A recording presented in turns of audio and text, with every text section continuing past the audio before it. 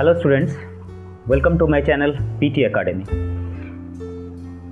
আজকে আমরা material costing, cost অ্যাকাউন্টিংয়ের মেটেরিয়াল কস্টিং চ্যাপ্টারের একটা টপিক আলোচনা করব। সেই টপিকটা হচ্ছে ইকোনমিক অর্ডারিং কোয়ান্টিটি বা ইওকিউ।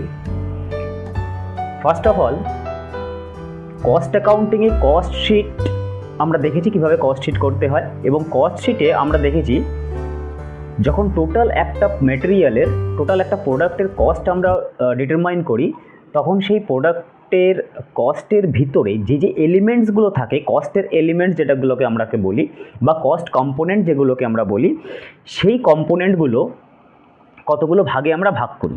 ফাংশন ওয়াইজ ভাগ করতে পারি, আমরা তাদের নেচার ওয়াইজ ভাগ করতে পারি। কিন্তু আমরা যদি ফাংশন ওয়াইজ ভাগ করি, আমরা কস্ট শিটে যেটুকু দেখেছি, আমি শুধু সেইটুকু পার্ট নিয়ে আজকে ডিসকাস করব। কস্ট শিটে আমরা যেটা দেখেছি, কস্ট শিটে আমরা ফাংশন ওয়াইজ টোটাল কস্টকে আমরা ভাগ করি, ক্লাসিফাই করি। এবার তার মধ্যে একটা পার্ট হচ্ছে, একটা কস্ট হচ্ছে, একটা মেন কস্ট হচ্ছে যেটা প্রাইম কস্টের ভিতরে থাকে, সেটা হচ্ছে মেটেরিয়াল কস্ট। যে কোনো প্রোডাক্টের একটা সবথেকে ইম্পর্ট্যান্ট কস্ট যদি আমরা কোনো একটা জিনিস, কোনো একটা কস্টকে আমাদের বের করে নিয়ে আসতে হয়, তাহলে আমরা একবারে বলবো যে সেটা হচ্ছে মেটেরিয়াল কস্ট। মেটেরিয়াল কস্টের সঙ্গে আরও কিছু কিছু কস্ট থাকে না। মেটেরিয়াল কস্ট কোনটা স্যার? মেটেরিয়াল কস্ট হচ্ছে র মেটেরিয়াল কস্ট।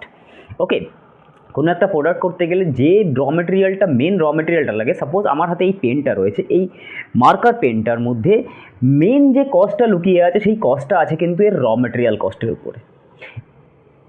ঠিক আছে, এবার র মেটেরিয়াল কস্টের সঙ্গে আরও আদার্স কস্ট থাকে, সেটাও কম কিছু নয়, কিন্তু মেন যে কস্টটা, এই টোটাল প্রোডাকশানটা দাঁড়িয়ে রয়েছে তার র মেটেরিয়ালসের উপরে বেস করে। র মেটেরিয়ালসটা কি না, আমি যদি বলি যে এই পেনটার র মেটেরিয়াল কি, র মেটেরিয়ালটা হচ্ছে প্লাস্টিক। তাহলে এই র মেটেরিয়ালটার, এই প্লাস্টিকের বা এই র মেটেরিয়ালটার যে ইম্পর্টেন্স এই প্রোডাক্টটার মধ্যে আছে, কতটা ইম্পর্টেন্স রয়েছে এবং তার কস্ট কত, শুধুমাত্র ইম্পর্টেন্স জানলে আমার হবে না। আমাদের কস্ট অ্যাকাউন্টিং যখন আমরা করি, তখন কস্ট অ্যাকাউন্টিংয়ে আমাদের যেটা করতে হয় সেটা হচ্ছে প্রত্যেকটা যে যে জিনিসগুলো লাগছে, সেই প্রত্যেকটা জিনিসগুলোর আমাদেরকে কস্ট বার করতে হয়। সাপোজ একটা প্রোডাক্ট, আমি এই মার্কারটার কথা বলি, মার্কারটার নাম দিলাম আমি প্রোডাক্ট এক্স। এই প্রোডাক্ট এক্সকে যদি তিনটে ভাগে, আমার তিনটে মেন কস্টে আমি ডিভাইড করতে চাই, তাহলে আমাদের কী কী কস্ট লাগবে? একটা তো ফার্স্ট মেটেরিয়াল আমার লাগবেই লাগবে, না হলে এই প্রোডাক্টটা তৈরিই হবে না। নেক্সট যদি আমি বলি, তাহলে প্রোডাক্টটা করতে গেলে আরেকটা জিনিস লাগবে, সেটা হচ্ছে লেবার কস্ট, তাই তো? লেবার কস্ট ছাড়া যে বানাবে, সেছাড়া এটা শেপটা, মানে শুধু প্লাস্টিক এনে রেখে দিলে তো হবে না, প্লাস্টিক থেকে এটাকে শেপ দিতে হবে। শেপ কাটা দেয় না, শেপ দেয় যে লেবার ওয়ার্ক থাকে, যে লেবার কস্টটা থাকে, মানে যারা ওখানে কাজ করে, ওয়ার্কার্স, তারা এই জিনিসটাকে ফিনিশড প্রোডাক্টসে কনভার্ট করে। ঠিক আছে, তাহলে তার লেবার কস্টটা লাগবে। আরেকটা কি লাগবে? আরেকটা হচ্ছে ওভারহেড বা ওভারহেডকে আমরা আদার্স কস্ট, ইনডাইরেক্ট এক্সপেন্সেসও বলতে পারি, ইনডাইরেক্ট এক্সপেন্সেস। তাহলে তার মধ্যে এই যে মেটেরিয়াল পার্টটা রয়েছে, এই মেটেরিয়াল পার্টটাকে নিয়ে আজকে আমাদের ডিসকাশন। মেটেরিয়াল পার্টটাকে নিয়ে, মেটেরিয়াল পার্টের মধ্যে কি না, মেটেরিয়ালটা কিভাবে কন্ট্রোল করতে হয়, মেটেরিয়ালটার কন্ট্রোল। আমাদের আজকের বিষয় হচ্ছে মেটেরিয়ালটা কন্ট্রোল, কিভাবে মেটেরিয়ালের কন্ট্রোলটা আমরা আনবো, বা এবং কন্ট্রোল করার পরে কস্ট কীরকম থাকবে, হোয়াট শুড বি। আমি যদি এটা লিখতে চাই, হোয়াট শুড বি মানে কত কস্ট হওয়া উচিত, মেটেরিয়ালের কস্ট কত হওয়া উচিত। দেখো, কয়েকটা জিনিস মেটেরিয়াল কন্ট্রোল যখন আমরা করতে চাই, তখন মেটেরিয়াল কন্ট্রোল করার আগে কয়েকটা কোয়েশ্চেন আমাদের মাথায় আসা উচিত। যেরকম, ফার্স্টেই তো কি মেটেরিয়াল, তুমি কোনো একটা প্রোডাক্ট তৈরি করতে গেলে, ধরো এই প্রোডাক্টটা তৈরি করতে গেলে এই প্রোডাক্টের জন্য কি মেটেরিয়ালটা লাগবে, র মেটেরিয়ালসে কী লাগবে সেটাকে আগে দেখো। হাউ মাচ, কতটা লাগবে, কতটা মেটেরিয়াল লাগবে। ফ্রম হোয়ার, মানে ফ্রম হোয়ার, কোথা থেকে আনবো মেটেরিয়ালটা, পাবো কোথা থেকে, দেশের ভিতরের মেটেরিয়াল পাবো না বাইরের দেশে, চায়নায় যেতে হবে মেটেরিয়াল আনার জন্য, রাশিয়া যেতে হবে, কোথায় যেতে হবে মেটেরিয়ালটা আনার জন্য, তাই না? তাহলে কোথা থেকে মেটেরিয়ালটা পাবো। তারপর হচ্ছে কস্ট বা প্রাইস অফ মেটেরিয়াল। ঠিক আছে না, কতটা কস্ট হবে, মানে ধরো আজকে আমার কাছে কস্টিংয়ের যেটা মেন পার্ট, সেটা হচ্ছে কস্টটাকে সবসময় আমরা চেষ্টা করি কস্টটাকে মিনিমাইজ করার। এটা কস্টিং এর একটা অবজেক্টিভ, কস্ট কন্ট্রোল হচ্ছে কস্টিং এর একটা অবজেক্টিভ, কস্ট অ্যাকাউন্টিং এর অবজেক্টিভ। তার মানে আমাদের সবসময় অবজেক্টিভটা মাথায় রাখতে হবে যে আমরা তো কস্টের এস্টিমেশন করবোই, কস্ট অবজেক্টিভের কয়েকটা পার্ট আছে, সেটা হচ্ছে এস্টিমেশন অফ কস্ট। আমরা তো কস্টের এস্টিমেশন করবো, অবশ্যই কস্ট শিটে আমরা কি করেছি, কস্টের এস্টিমেশন করেছি, that is objective. But the main objective আজকের দিনে দাঁড়িয়ে সেটা হচ্ছে কস্টকে কীভাবে কন্ট্রোল করবো। এবার যদি কন্ট্রোল করতে হয় তাহলে কন্ট্রোল করতে গেলে আমাদেরকে কী করতে হবে না, কস্টকে মিনিমাইজ জায়গা আনতে হবে, মিনিমাইজেশনে আনতে হবে। তাহলে মিনিমাইজ যখনই কস্টটাকে করতে যাব বা কন্ট্রোল যখন করতে যাব, তখন আমাকে ধ্যান রাখতে হবে যে আমার কোথা থেকে মাল আনলে বা কোথা থেকে মেটেরিয়ালটা আনতে পারলে আমার এই কস্টটা একটু কমে যাবে। সাপোজ আজকের দিনে দাঁড়িয়ে যত বড় বড় কোম্পানি আছে সবাই চায়নার দিকে ছুটে যাচ্ছে কেন, সবাই চায়নায় চলে যাচ্ছে কেন ম্যানুফ্যাকচারিং করার জন্য? কারণ চায়না বলছে যে আমার এখানে সব কিছু সস্তা, দ্যাট মিনস আমার এখানে তোমরা র মেটেরিয়াল আমাকে পাঠাও, আমার এখানে লেবার কস্ট সস্তা, আমি এখানে কম লেবার কস্টে আমি এখানে প্রোডাক্ট তৈরি করে দিচ্ছি। কারণ লেবার কস্টটা একটা হিউজ কস্ট আজকের দিনে, যে কোনো একটা বড় ব্র্যান্ডেড মেটেরিয়াল বা বড় কোনো আইটেম মেশিনারি, যেখানে মেশিনারি ইনভলভ থাকে বেশি টাইপের, সেইখানে যদি আমরা যে লেবার কস্টটাকে যদি আমরা অনেকটা কমাতে পারি, কারণ র মেটেরিয়াল কস্টটা অনেক সময় কমানো যায় না, কারণ র মেটেরিয়ালটা অ্যাভেলেবিলিটির উপরে ডিপেন্ড করে, যে অ্যাভেলেবেল কোথায় কোন মেটেরিয়ালটা অ্যাভেলেবেল রয়েছে, কতটা অ্যাভেলেবেল রয়েছে তার উপর ডিপেন্ড করে অনেকটাই। এবার লেবার কস্ট সেখানে যদি কমে যায়, তাহলে সেই জায়গাটায় লোকে চায়, যে সব কোম্পানিগুলো চায় যে সেখানে গিয়ে আমি প্রোডাকশনটা করি, তাহলে আমার কস্টটা অনেকটা কমে যাবে। তো সেই জন্য চায়নায় সবাই চলে যাচ্ছে। ঠিক সেই রকম যদি আমাকে মেটেরিয়াল কন্ট্রোল করতে হয়, তাহলে মেটেরিয়ালের কেসেও সেম জিনিস আসবে, যে আমি কোথা থেকে মেটেরিয়ালটা নিয়ে আসবো, পারচেস করবো কোথা থেকে মেটেরিয়ালটা। যদি আমার দেশের ভিতরে মনে হয় যে, বা আমার লোকাল এরিয়ায় যদি মনে হয় যে না আমার মেটেরিয়ালটা ইজিলি অ্যাভেলেবেল, তাহলে আমি সেখান থেকে পারচেস করবো। আদারওয়াইজ আমি চলে যাব কোথায়, আদার এরিয়ায়, আমার লোকাল এরিয়া ছাড়িয়ে আমি বাইরে চলে যাব, অথবা যদি দরকার হয় আমি চলে যাব অ্যাব্রড, যেখান থেকে আমার র মেটেরিয়ালটা সস্তায় চলে আসবে। ঠিক আছে, তো এই একটা ম্যাটার। তাহলে কতটা মাল আনবো এবং কতটা কমে আনতে পারবো, এটা হচ্ছে আমার main objective of material costing বা মেটেরিয়াল কস্টিং বা মেটেরিয়াল কন্ট্রোল। তাহলে ঠিক সেই জায়গায় দাঁড়িয়ে আমি যদি এখন বলি যে এইটা মেনটেন করতে গেলে, মেটেরিয়ালের এই জিনিসটা মেনটেন করতে গেলে মানে হচ্ছে কতটা মাল আনবো আর কত প্রাইসে আনবো, এইটা মেনটেন করতে গেলে আমাকে কিছুটা টেকনিক্স আছে, সেই টেকনিক্সের মাধ্যমে আমরা বুঝতে পারবো যে কতটা মাল আনতে হবে আর কত প্রাইসে আনতে হবে, কি প্রাইস হবে। ওকে, তাহলে আমি যদি বলি যে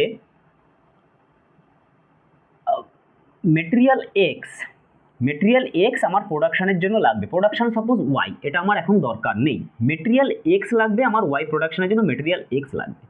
তাহলে এই মেটেরিয়াল এক্সটাকে আমি যদি ওই যে ফার্স্টেই বলেছি কন্ট্রোল, দ্যাট মিনস আমার কতটা মেটেরিয়াল আমি আনবো, আগে আমি বলি হাউ মাচ মেটেরিয়াল আনবো, কতটা মেটেরিয়াল আনবো সেটা আমি আগে দেখি। দেখো, একটা হচ্ছে মেটেরিয়াল আনতে গেলে আমার কি হতে পারে, তিনটে কেস হতে পারে। একটা হচ্ছে ম্যাক্সিমাম মেটেরিয়াল আনতে পারি আমি, তাই তো। আরেকটা হচ্ছে মিনিমাম মেটেরিয়াল আনতে পারি আমি, যে কোনো জিনিস যখন, আরেকটা হচ্ছে অ্যাভারেজ মেটেরিয়াল আমি আনতে পারি। এই তিনটে কেস হতে পারে নর্মালি। আমরা যখন নিজেরাও যখন শপিং করি বা যখন কিছু কেনাকাটা করতে যাই, তখন দেখবি নিজেদের ক্ষেত্রেও তাই হয়। কীরকম হয় না, যে আমি ম্যাক্সিমাম কেনাকাটা করব, এবার পুজোয় আমি প্রচুর পরিমাণে কেনাকাটা করব, ম্যাক্সিমাম শপিং করব, 10টা টি শার্ট নেবো, 10টা জিন্স নেবো বা 10টা সালোয়ার নেবো, এইরকম ধরনের নেবো। আরেকটা হতে পারে না, আমি এই পুজোতে আমি মিনিমাম জায়গাতে বা এই অনুষ্ঠানে আমি মিনিমাম একটা পারচেস করব, সেটা হতে পারে সেটা মিনিমাম হতে পারে যে আমি একটা কিনবো বা দুটো জিনিস কিনবো, যে কোনো জিনিসের ক্ষেত্রে হতে পারে যে আমি এবার একটা জিনিস কিনবো বা দুটো জিনিস কিনবো, তাতে আমি চালিয়ে নেবো, মোটামুটি আমার চলে যাবে। আরেকটা হচ্ছে অ্যাভারেজ, একটা হচ্ছে ম্যাক্সিমাম, একটা হচ্ছে একটা দুটো হতে পারে, একটা হচ্ছে অ্যাভারেজ, যে আমি এবারে অ্যাভারেজে আমি চারটে জিনিস কিনতে পারি। এই তিনটে কেসই হতে পারে যে কোনো জিনিস কেনার ক্ষেত্রে। একটা কোম্পানি বা নিজস্ব বাড়ির বা নিজের ক্ষেত্রে যখনই একটা জিনিস কেনার হয় কোনো জিনিস, তখন এই তিনটে জিনিস আসতে পারে, একটা হচ্ছে ম্যাক্সিমাম, একটা হচ্ছে মিনিমাম, একটা হচ্ছে অ্যাভারেজ। ঠিক আছে না? তাহলে এই যে জিনিসগুলো আমি কিনছি, ম্যাক্সিমাম যেটা আমি কিনছি বা মিনিমাম বা অ্যাভারেজ যেটাই আমি কিনছি, সেই কেনাটা আমার পক্ষে কতটা সুইটেবল। এবার গেল যে আমি কতটা কিনবো, ফার্স্ট অফ অল আমি কতটা কিনবো সেটা আমাকে দেখতে হচ্ছে। তারপর হচ্ছে এই জিনিসগুলো কিনতে গেলে আমাকে কতটা কস্ট বিয়ার করতে হচ্ছে, দেন হচ্ছে পকেটে টান পড়বে। একটা হচ্ছে মাল তো আমার দরকার, ঠিক আছে, ইটস ওকে, আমি এত জিনিস কিনবো, অত জিনিস কিনবো, ইটস ওকে।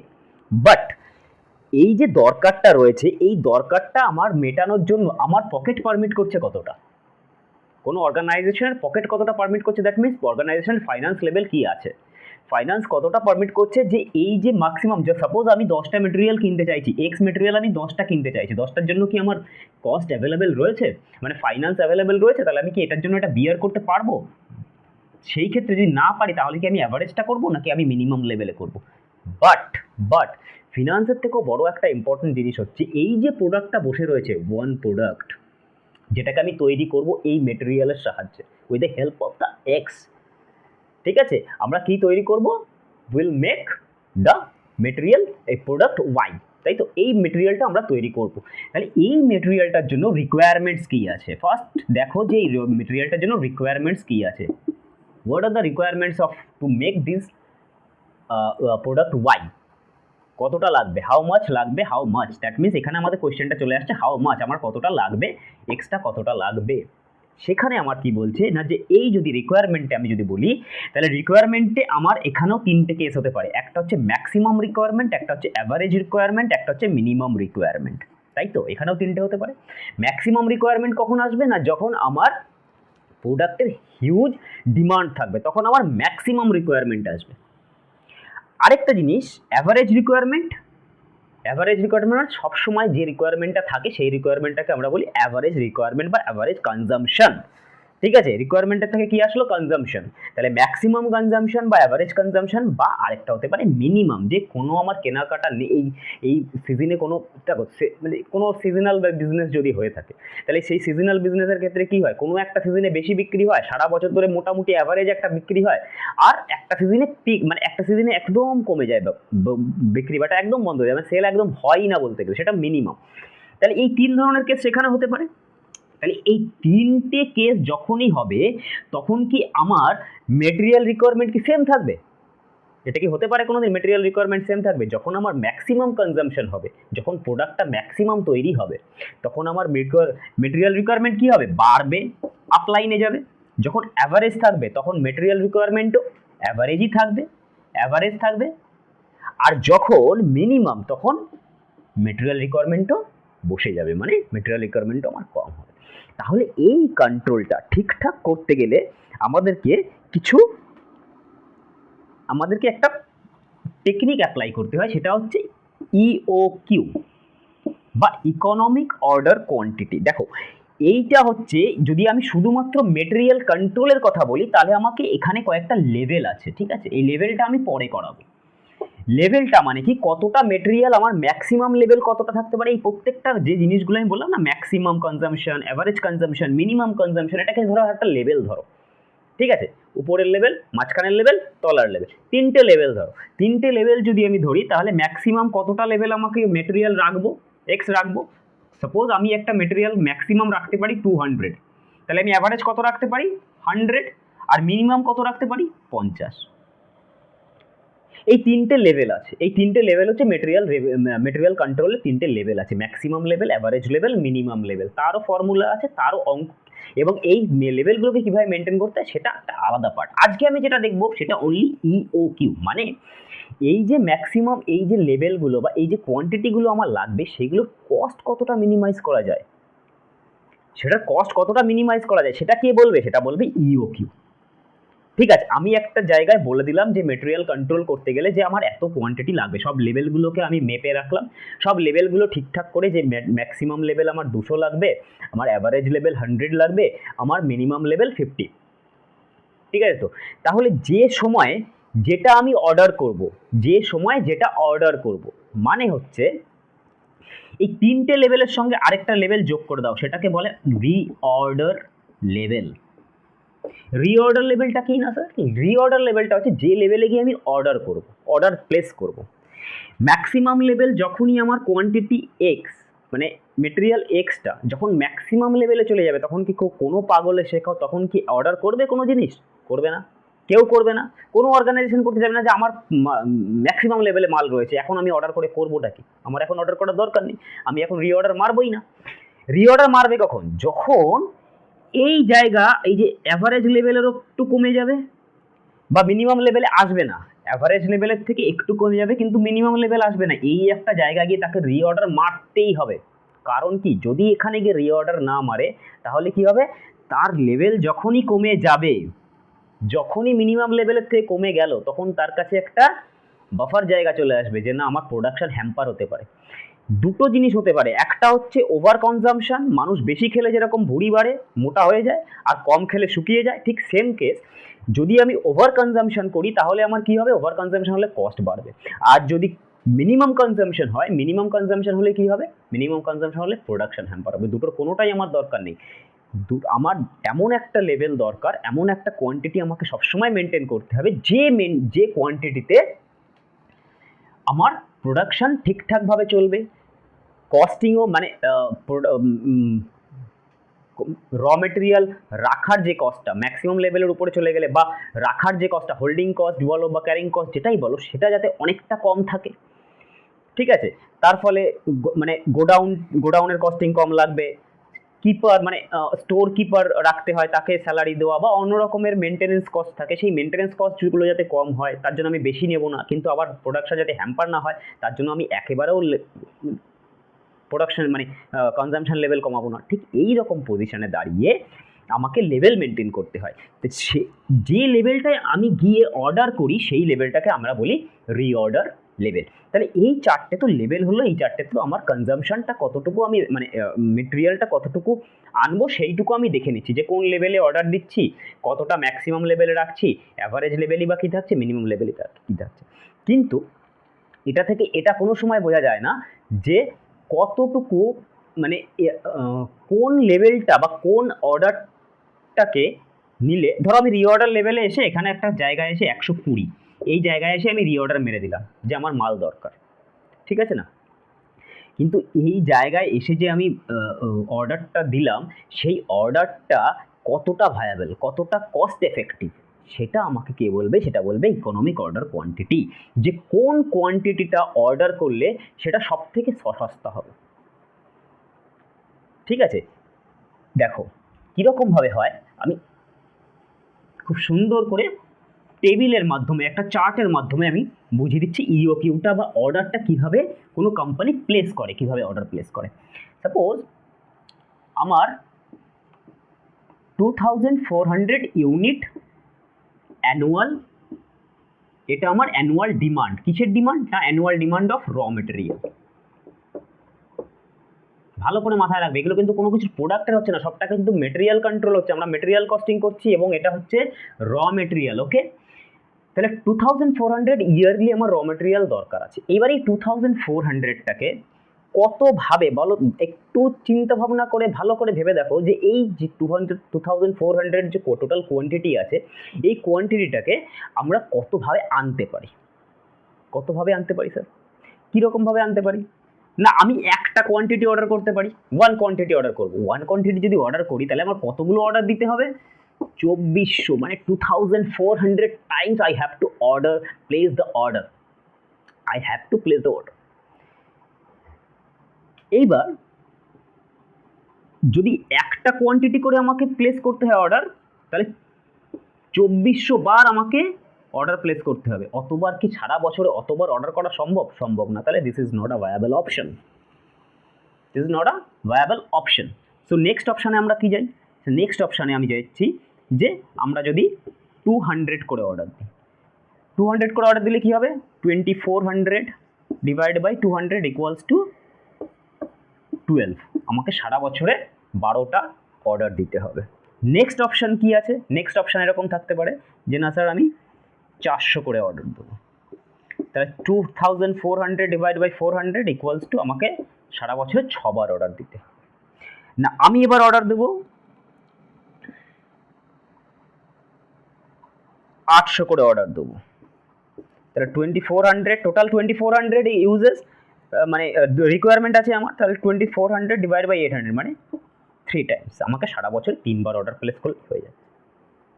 কিন্তু এখানেও ব্যাপার আছে। সাপোজ আমি ধরলাম যে অর্ডারিং কস্ট মানে কি না, অর্ডারিং কস্ট মানে হচ্ছে এই যে প্রত্যেকবার অর্ডার প্লেস করছি আমি 24 মানে 2400 বাই 200 মানে 12 বার যে আমি অর্ডার প্লেস করছি, প্রত্যেকবার অর্ডার প্লেস করতে গেলে মালটা যে র মেটেরিয়ালটা যে আসবে, র মেটেরিয়ালটা যার কাছ থেকে আমি কিনে নিয়ে আসবো সে আমার কাছে পাঠাবে না, পাঠালেও সে টাকাটা নিয়েই পাঠাবে। কোন টাকাটা নিয়ে পাঠাবে না? Transportation cost.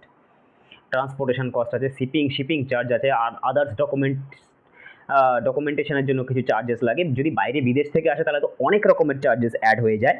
তো এই রকমের কোনো একটা র মেটেরিয়াল আনতে গেলে যে কস্টটা বিয়ার করতে হয়, র মেটেরিয়াল শুধুমাত্র তার গোডাউন থেকে, মানে যেখান থেকে আমি আনবো তার জায়গা থেকে আমার গোডাউন পর্যন্ত আনার সময় যে মাঝখানে যে রুটের যে এক্সপেন্সেস থাকে, তার ডকুমেন্টেশন থেকে শুরু করে ট্রান্সপোর্টিং থেকে শুরু করে এভরিথিং যেটা থাকে সেটাকেই আমরা বলি অর্ডারিং কস্ট, বা এটাকে আমরা প্লেসমেন্ট কস্টও বলতে পারি। তাহলে এই যে অর্ডারিং কস্ট, এটা অর্ডারিং কস্টটা প্রত্যেকটা অর্ডারের জন্য সাপোজ 100 রুপিস, ঠিক আছে? তাহলে হিসাব করে দেখো তো, এই যে যদি আমি এই অপশানটায় যাই, নাম্বার 1, এই অপশানটাকে তো বাদই দিয়েছি, নাম্বার 1 অপশানে যাই, তাহলে আমার অর্ডারিং কস্ট কত হবে? 12 × 100, তাই না? 1200 হবে। তো আমি যদি সেকেন্ড অপশানে যাই, সেকেন্ড অপশানে আমার কি হবে? 6 × 100, that means 600। Next third option, if we choose third option, then 3 × 100 = 300। দেন দেখো অর্ডারিং কস্টটা কিন্তু আমার বরাবর, মানে যতটা আমি অর্ডার কম করতে পারবো তত অর্ডারিং কস্ট আমার কমছে। তাহলে তো আমি স্যার অর্ডারিং কস্ট কমে যাচ্ছে, আমি এই অপশানটাকে, আমি তো যত কম, মানে একবার অর্ডার দেবো, একবার অর্ডার দিলে আমার যদি আমি 2400 একবার অর্ডার দিই, একবারে 2400 আমি মাল নিয়ে, মানে 2400 একবারে নিয়ে আসবো, তাহলে আমার একটা অর্ডারে আমার 100 টাকা দিলেই হয়ে যাবে। তাহলে তো এটাকেই আমি চুজ করবো। এত সোজা না, তার কারণ হচ্ছে এখানে আরেকটা ভেরিয়েবল কাজ করে, সেটাকে বলা হয় ক্যারিং কস্ট। আরেকটা ভেরিয়েবল কাজ করে, আমি তখনই বলেছিলাম, যে একটু আগেই বলেছিলাম যে অর্ডারিং কস্ট তো ঠিক আছে, বাট তুমি মালটা নিয়ে আসলে, র মেটেরিয়ালটা আসলো, র মেটেরিয়ালটাকে রাস্তায় ফেলে রাখবে নাকি তার জন্য তার থাকার ঘর, তার শোয়ার ঘর, তার জায়গা এসব করতে হবে? তো করার জন্য তাকে কি করতে হবে? তাকে গোডাউনে পাঠাতে হবে। Okay, the material should be place to the godown বা স্টোরস, যেটাই তুমি বলো, স্টোরসে রাখো, তোমরা গোডাউনে রাখো, যেখানে রাখবে।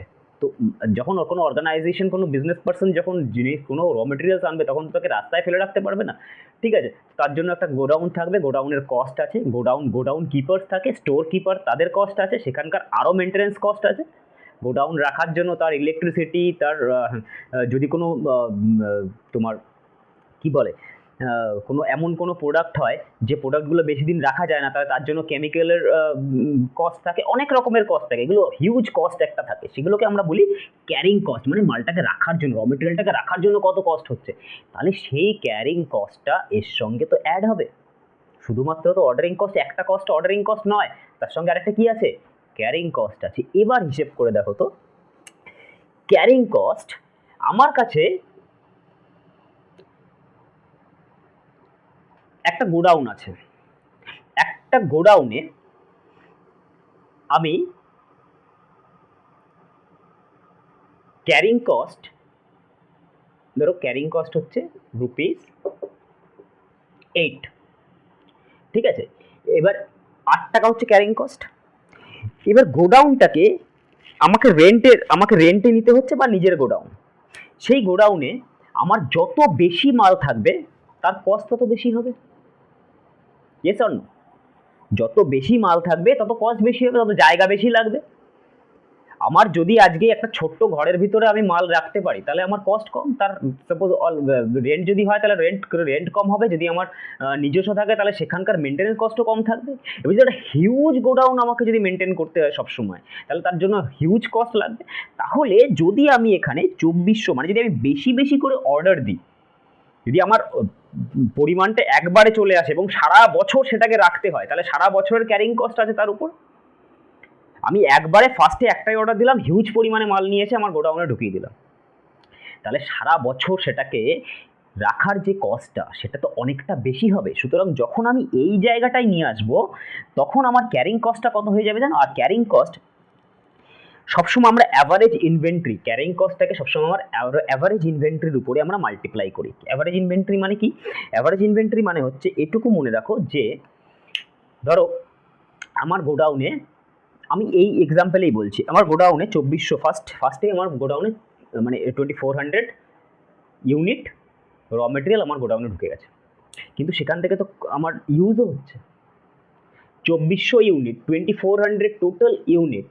আমাকে তো টোটাল একসঙ্গে তার মেনটেন্যান্স কস্ট দিতে হচ্ছে না, বা তার একসঙ্গে সমস্ত কিছু খরচা এক টোটালটার উপর দিতে হচ্ছে না। সাপোজ 2400 রয়েছে, আমি নেক্সট মান্থে তার থেকে 200 কমিয়ে নিলাম, আবার তারপরের মাসে 400 কমিয়ে নিলাম।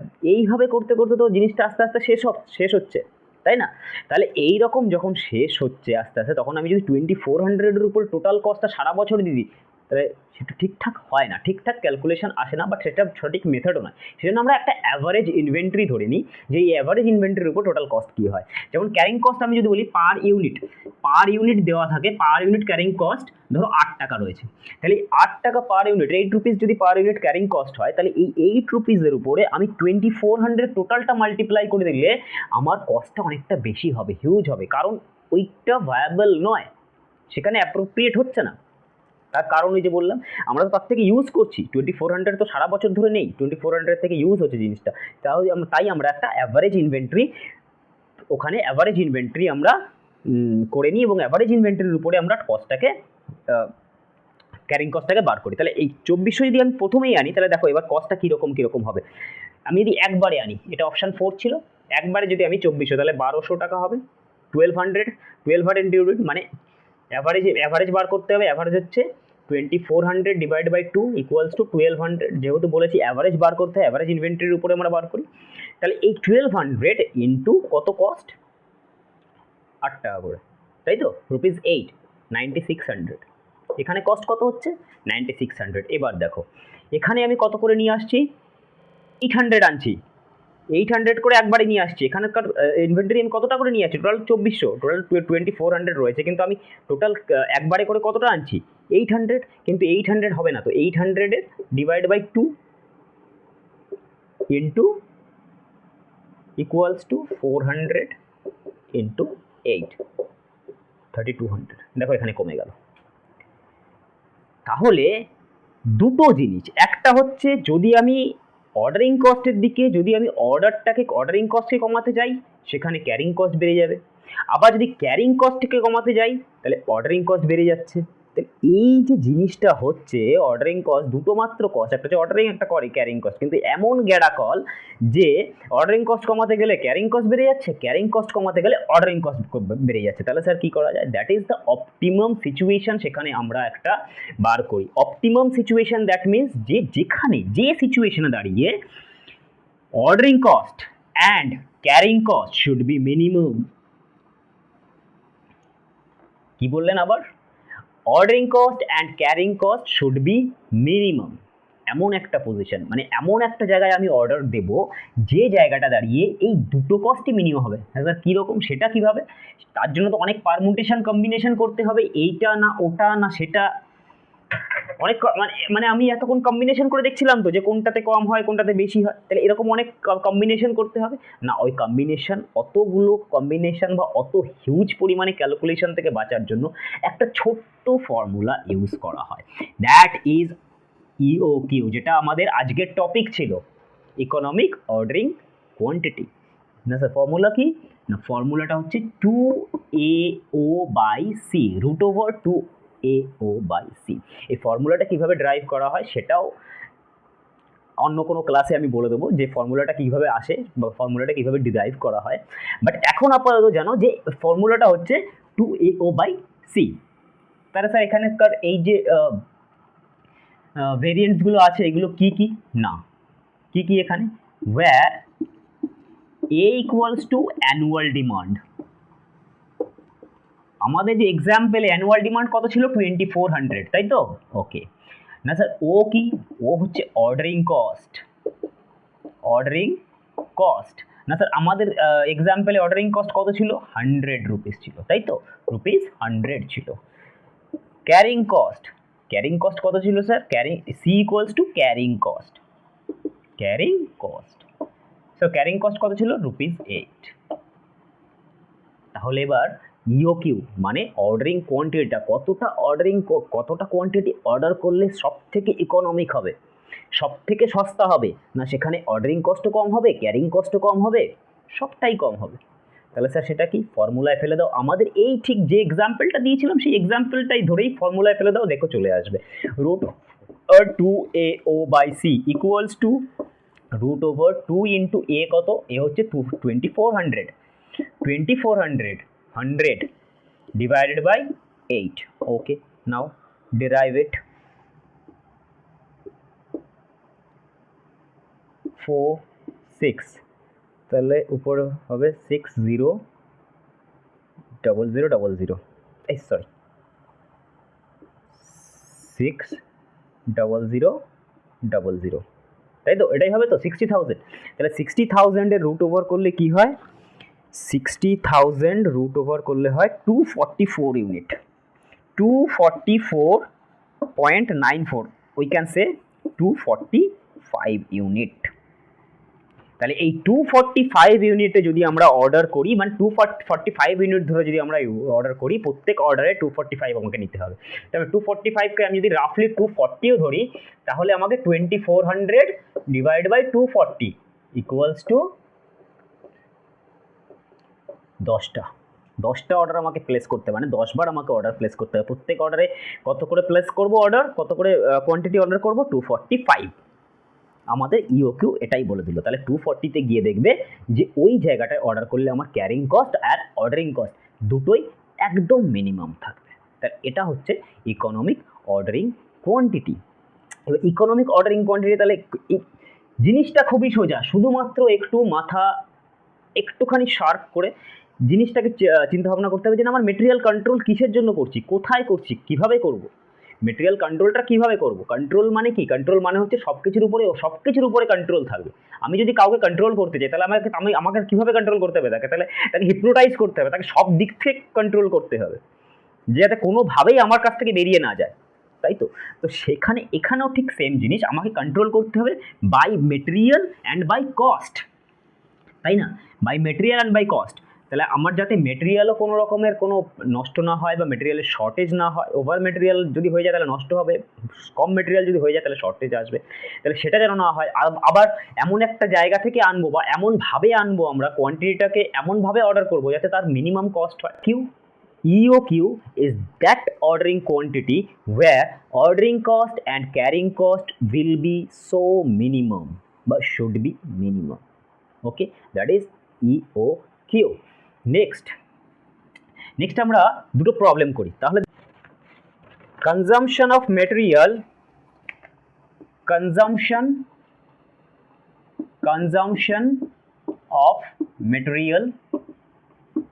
consumption of material 10,000 kg per year, ওকে না।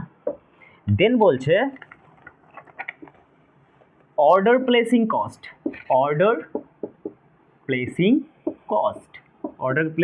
কত, ₹50। আমার সাথে সাথে করে ফেলো, একদম ইজি, জাস্ট ফর্মুলা পুট করবে, ফর্মুলা তোমার কাছে অ্যান্সার এসে হাজির। order placing cost next, আচ্ছা order placing cost per order, okay, per order. next cost per kg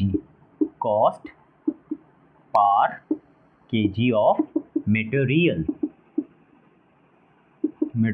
that is ₹2. next storage cost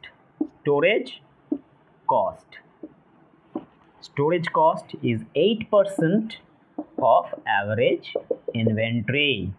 দেখো এখানে average inventory কথাটা বলা আছে। so now the solution is কি করব, আমরা ফর্মুলায় পুট করব, ফর্মুলায় পুট করলে আমার টোটাল চলে আসবে। কিভাবে ফর্মুলায় পুট করব স্যার, না ফর্মুলাটা কি, EOQ equals to √2AO/C, √2 into annual demand কত আছে 10,000 per kg, 10,000 per kg into তারপরে কি হবে না স্যার, এ তো অ্যানুয়াল ডিমান্ড, ও কি, ও হচ্ছে অর্ডার প্লেসিং কস্ট বা অর্ডারিং কস্ট, কত আছে ₹50 বসিয়ে দাও, যেটা যেখানে আছে ঠিক সেটাকে সেরকমভাবে বসিয়ে দাও, আর কিছু নেই। নেক্সট ক্যারিং কস্ট কি বলছে, স্টোরেজ কস্ট বলছে 8% of average inventory, 8% of average inventory. ঠিক আছে, এই কথাটা এখানে বলা আছে, দ্যাট মিনস আমাদের ইনভেন্টরি কোনটা, ইনভেন্টরির ক্যারিং কস্টটা সবসময় হয় হচ্ছে র মেটেরিয়ালের কস্টের উপরে। ক্যারিং কস্ট সবসময় র মেটেরিয়াল কস্টের উপরে একটা পার্সেন্টেজ ধরা থাকে বা যে কোনো কিছু ধরা থাকে, সেটা হচ্ছে কস্ট অফ মেটেরিয়ালের উপরে। তাহলে আমার এখানে কস্ট অফ মেটেরিয়াল কত আছে, কস্ট অফ মেটেরিয়াল আছে ₹2, তাহলে ₹2 ইন্টু 8%, ঠিক আছে না, ₹2 ইন্টু 8%। তাহলে এবার এটা ডিরাইভ করলে আসবে 2500 কেজি। তাহলে 2500 কেজি হচ্ছে আমার ইকোনমিক অর্ডার কোয়ান্টিটি, যে কোয়ান্টিটিতে অর্ডার করলে আমার ordering cost and carrying cost will be minimum. আর যদি এই 2500 কেজি, তাহলে আমার টোটাল রিকোয়ারমেন্ট কত আছে, আমার টোটাল রিকোয়ারমেন্ট আছে 10,000 কেজি, তাই তো, 10,000 কেজি বাই 2500, একবারে আমরা কতটা অর্ডার করছি, 2500 কেজি। তাহলে আমাকে টোটাল সারা বছরে কতগুলো অর্ডার প্লেস করতে হবে, 4 orders. 4 orders will be placed in a year। সারা বছরে আমাকে 4টে অর্ডার প্লেস করতে হবে, প্রত্যেকটা অর্ডারের কোয়ান্টিটি কত হবে 2500, যেখানে গিয়ে আমার ordering cost and carrying cost will be minimum. তাহলে এটা হচ্ছে ইওকিউ, মেটেরিয়াল কস্টিংয়ের ইওকিউ হলো। এরপরে বাকি লেভেলস অফ মেটেরিয়াল, মানে maximum level, reorder level, average level, minimum level, এই লেভেলগুলো করানো হবে। তারপর ইস্যু অফ মেটেরিয়ালস, মানে কীভাবে ইস্যু করা হয় মেটেরিয়ালকে, সেই মেটেরিয়াল ইস্যুর কতগুলো মেথডস আছে বা কতগুলো পদ্ধতি আছে, সেইগুলো আমরা নিয়ে ডিসকাস করবো। That is FIFO, LIFO, weighted average, simple average, এই কয়েকটা মেথডসে আমরা মেটেরিয়াল ইস্যু করি। তাহলে এই হচ্ছে টোটাল মেটেরিয়াল কস্টিংয়ের আজকের আমার টপিক, সেটা হচ্ছে economic ordering quantity. Okay, thank you for watching.